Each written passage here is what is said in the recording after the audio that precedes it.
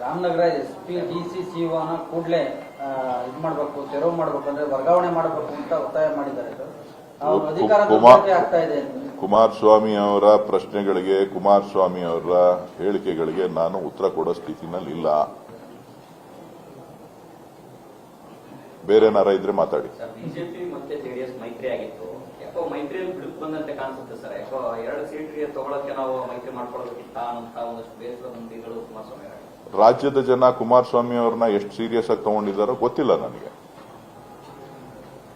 ಈಗ ಜಾತ್ಯತೀತ ತತ್ವಗಳ ಬಗ್ಗೆನೋ ಅಥವಾ ಇನ್ನೊಂದ್ರ ಬಗ್ಗೆನೋ ನಾನೇನ ಮಾತಾಡಿದ್ರೆ ನೀವೇನು ತೋರ್ಸೋದಿಲ್ಲ. ನಿಮಗೆ ಬೇಕಾಗಿರೋ ಹೇಳಿಕೆನ ನಾನು ಕೊಡೋದಿಲ್ಲ. ಏನ್ ಮಾಡ್ಲಿ ನಾನೀಗ?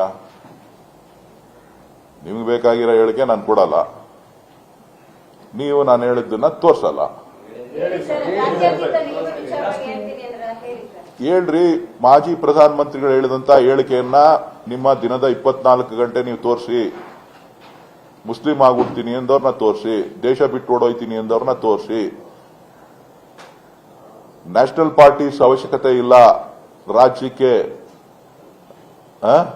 ಪ್ರಾದೇಶಿಕ ಪಕ್ಷಗಳ ಅವಶ್ಯಕತೆ ಇದೆ ಅಂತೇಳಿ ಒತ್ತಿ ಒತ್ತಿ ಹೇಳಿದ್ದನ್ನ ತೋರಿಸಿ.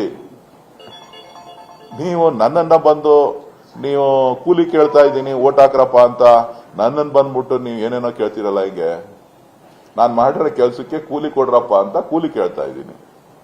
ನೀವು ನನಗೆ ಕೂಲಿ ಕೊಡಿಸ್ತೀರಾ ಅಂತ ನನಗೆ ಭಾವನೆ, ಬೇರೆ ಎಲ್ಲ ತೋರಿಸ್ತೀರಾ ನೀವು.